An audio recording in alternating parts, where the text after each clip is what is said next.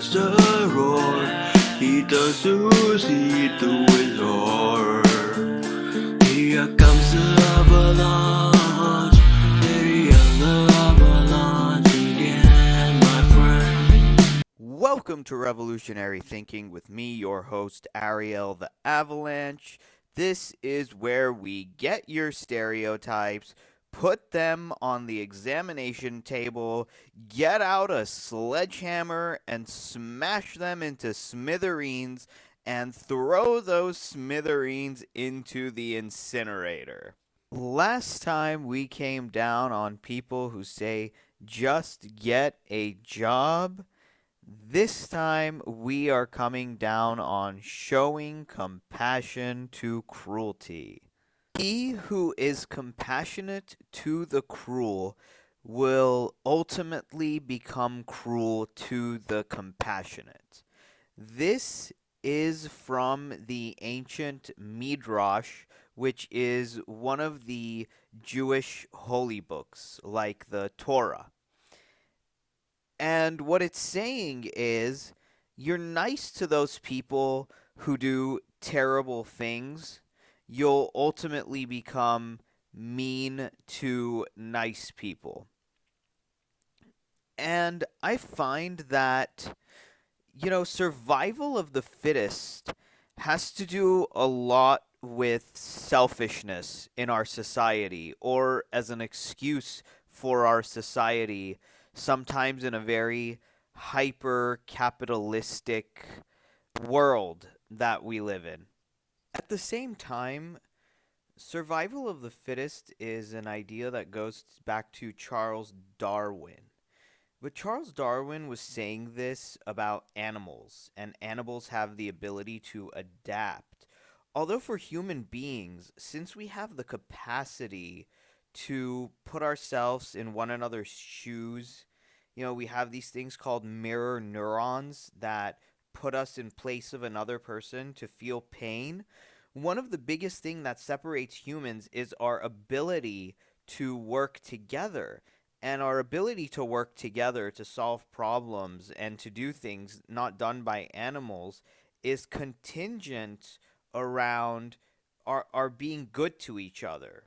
So Darwin argued for sympathy and caring for others because that empathy that you have and that caring that you have is how humans are a species that can evolve past the need of just hurting each other to get an advantage.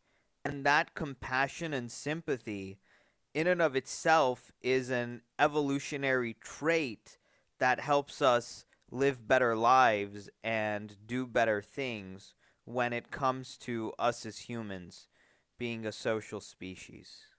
Kindness has also been found to be the most important predictor of satisfaction and stability in a marriage. A kind word, a smile, opening a door, or helping carry a load, like all of these are examples of how people are making the world better. And also, don't just care about problems that affect you, and try to put yourself in someone else's shoes.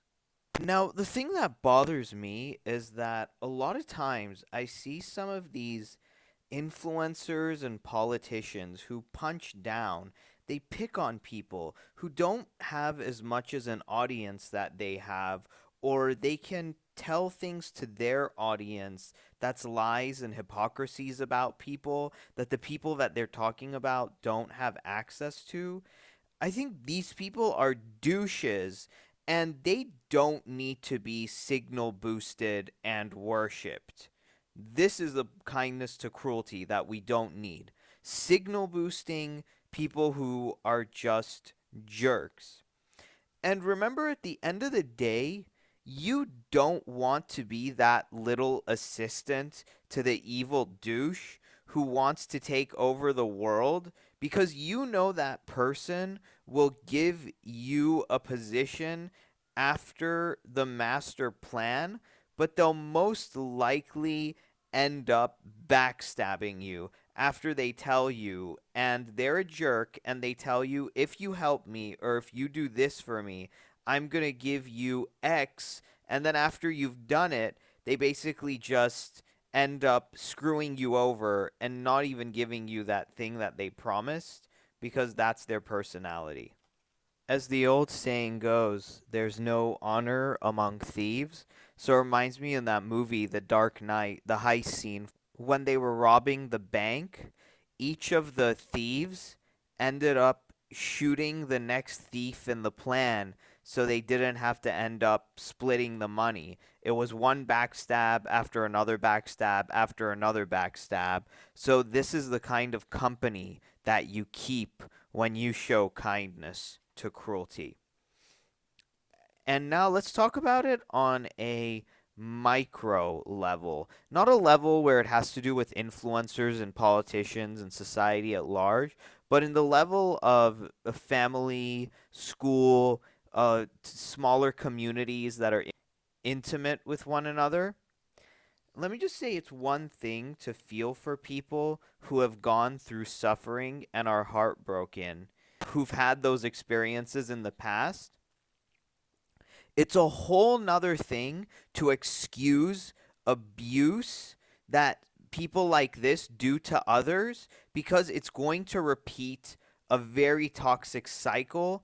And these toxic cycles of one person being abused by another person, taking that energy and abusing someone else with it, creates ticking time bombs in our society of people that are unhappy, and it never ends well. Always remember, hurt people, but don't defend the hurting of other people just because you look up to those people that are hurting other people. Maybe those people who've gone through abuse in their past are from your tribe, or you want to get clout from those people.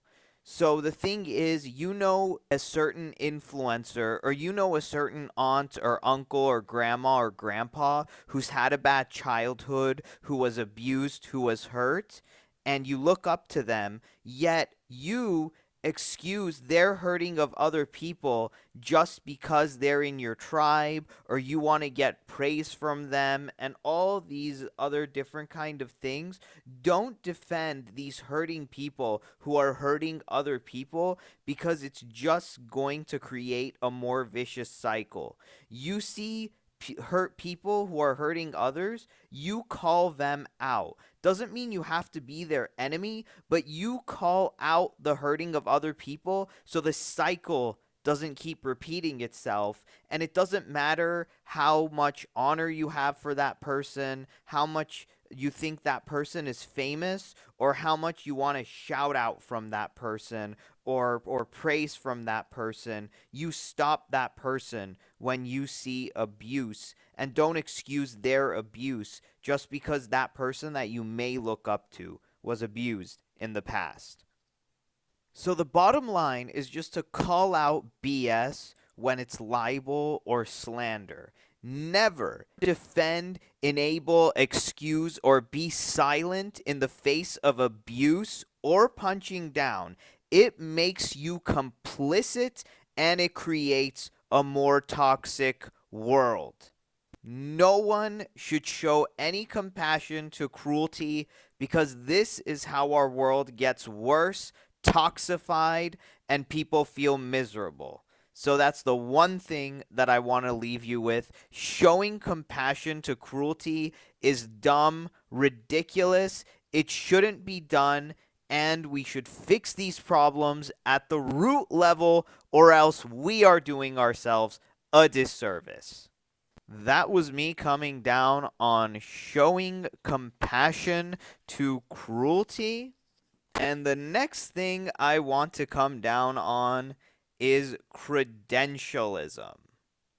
And as always, don't forget to like and subscribe to the Avalanche. I will see you on the next episode.